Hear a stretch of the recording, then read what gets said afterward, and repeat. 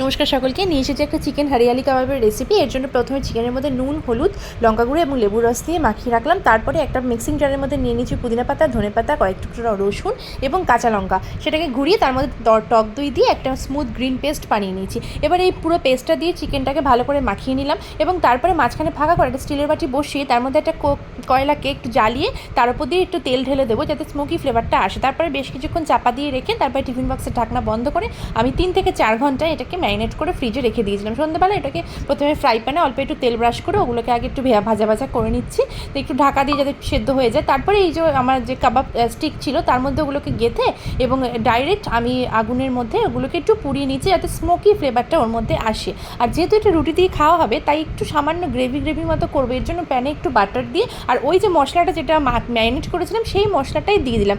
একটু নাড়াচাড়া করে ওর মধ্যে চিকেন যেগুলো কাবাব বানিয়ে রেখেছি দিয়ে নাড়াচাড়া করে নিলেই শুকনো শুকনো আমাদের কিন্তু হরিয়ালি কাবাব রেডি।